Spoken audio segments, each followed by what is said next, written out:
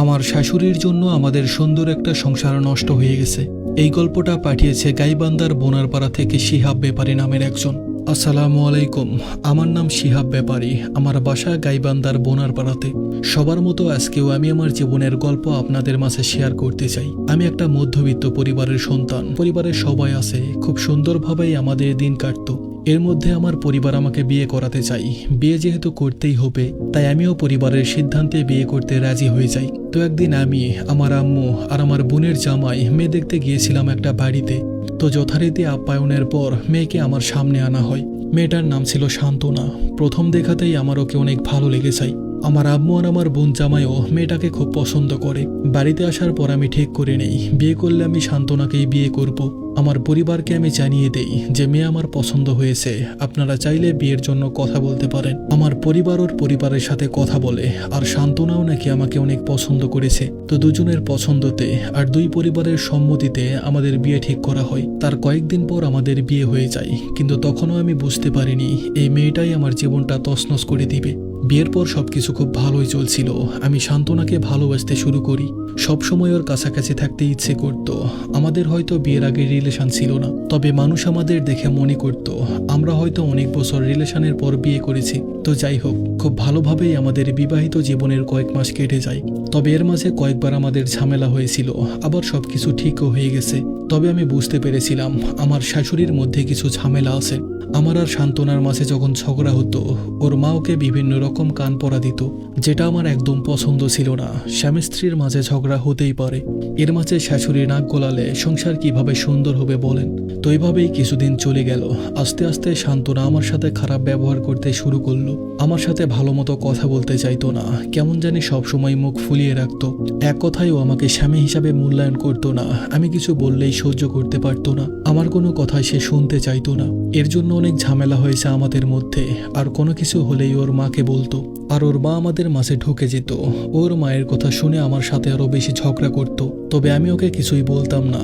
আমি ভাবতাম কিছু বললে ওর হয়তো মন খারাপ হবে। হাজার হোক, সে তো আমার স্ত্রী, একসময় হয়তো সবকিছু ঠিক হয়ে যাবে।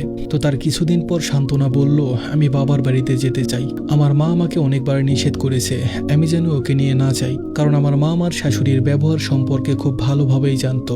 আর এটাও জানতো উনি খুব সুবিধার মানুষ নয়। ওর আব্বু আম্মু ঢাকায় থাকতো। আমি আমার মায়ের কথা না শুনে ওকে নিয়ে ঢাকায় ওর বাবার বাড়িতে চলে যাই। ওখানে যাওয়ার পর 1 মাস সবকিছু ঠিক ছিল। 1 মাস পর সে আবার আমার সাথে খারাপ ব্যবহার করতে শুরু করে। আমি সবকিছু সহ্য করে ওখানেই ছিলাম।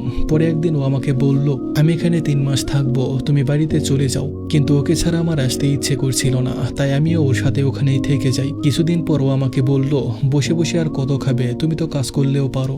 আমি ওর কথা মতো একটা কাজ নেই, সারাদিন কাজ করে যখন বাড়িতে আসতাম তখনও আমার সাথে অনেক খারাপ ব্যবহার করত। এর মাঝে আমি জানতে পারি ওর আগের একটা রিলেশন ছিল, যেটা আমার কাছে গোপন করা হয়েছে। আর আমি এটাও বুঝতে পারি ও এখনো তার প্রেমিকের সাথে কথা বলে। এই বিষয়টা আমি আমার শাশুড়িকে জানাই, কিন্তু আমার শাশুড়ি ওকে কোনো শাসন করতো না, উল্টো ওনার মেয়ের পক্ষ নিয়ে কথা বলতো। আমি একা যখন তাদের সাথে পেরে উঠছিলাম না, তখন আমি আমার পরিবারকে বিষয়টা জানাই। তো তার কিছুদিন পর আমাদের ডিভোর্স হয়ে যায়। আমাদের সংসারটা নষ্ট হয়ে গেছে শুধুমাত্র আমার শাশুড়ির জন্য। উনি যদি ওনার মেয়েকে শাসন করতেন তাহলে হয়তো আমাদের এই ডিভোর্স হতো না। আসলে কিছু কিছু মায়েরা আছে যারা তাদের মেয়েদের সংসারে নাক গলায় বেশি, আর অতিরিক্ত নাক গলানোর কারণে মেয়েটার সংসার একটা সময় ভেঙে যায়। আমি মেয়েদের উদ্দেশ্যে কিছু কথা বলতে চাই। আপনারা হয়তো আপনাদের মায়েদের কথা শুনে আপনার স্বামীর সাথে খারাপ ব্যবহার করছেন।